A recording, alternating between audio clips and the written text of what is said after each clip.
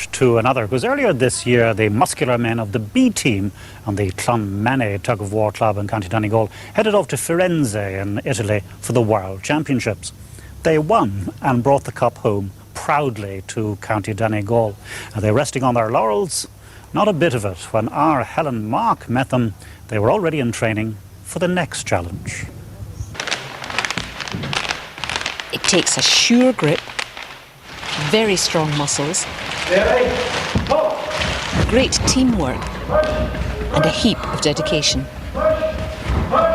That's what's made the Clonmany Tug of War B team world champions of the 640 kilo category. That's the total body mass the team must weigh in as. Up against top-class competitors from as far away as China, from across Europe, as well as several fellow Irish teams, Captain Pat Doherty relishes their path to victory.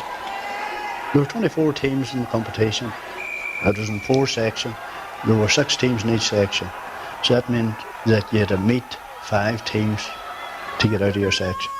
And the top 2 teams of every section had to pull off on a knockout basis. The first team we met on the knockout was Ayrshire Scottish team, and they were the world champions. So we thought our time was numbered. But then when we got them out of the way, that was one of the best teams going. The final was then Mountain View from Meath, and we have met them many a time before. So first pull, we knew that gold was coming our way.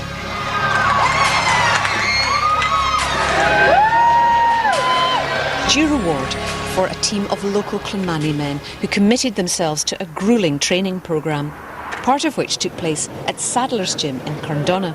Make it up, target. Make it up. Well, early last year, Pat approached me and wanted to try and take the team in a different direction. So he wanted to try and involve a little more of sports science, change their conditioning, change their fitness regime, and probably more importantly, change their nutritional regime. I'd never done anything with tug of war previous. I'd been very well aware of it because it's very common here in Inishowen. But like most people's impression of tug of war, it's a lot of rather overweight drunken men in the middle of the town pulling in the course of a festival. I didn't realise how imbued it was with fitness and technique. Start positions. So we had to make a plan that would be relevant throughout the course of the 12 months previous to the competition. Let's go, push it through. They'd be training 4 or 5 days a week. We'd work on specific muscle groups, your thighs, your calves, the forearms, the wrists. These muscles that wouldn't be developed so much in other sporting groups, but in tug of war were essential. Ready to go. Get ready to go. And tug of war is probably one of the highest levels of endurance you require from any sport. Because the minute that you start your contest, you are given every single sinew of your body into the contest. If you rest, the other team win. That's the bottom line. Keep pushing it, keep pushing it. Local fundraising had provided Clonmany with a purpose-built clubhouse with a half-ton weight to practice their rope work on.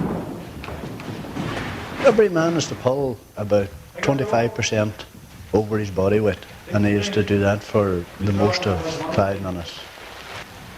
The anchor man is a man that would steady the rope, and he has to pull 40% over his body weight. Times if you slide the rope through the hands, it can peel the skin. But you learn that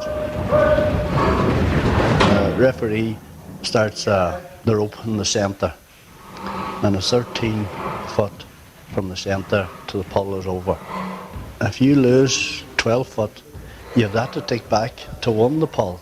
So the teams go all out to not lose no ground. When you get the rope round you and your teammates is in front of you, you would give everything to get that team over the line. Keeping the team in line is coach Peter Oggy McLaughlin. On the competition, I'd have to encourage the team to line out. The ref will start off and he'll say, pick up the rope, take the strain, steady, pull, and as soon as the ref drops his hands, the team has to fall into position. At that point there, I start up luff, push, and the push is pushing with the legs to ease the other team forward, left and right, and they do it as a unit. It's all timing. It's basically a rhythm. It's getting the 8 men timed as one.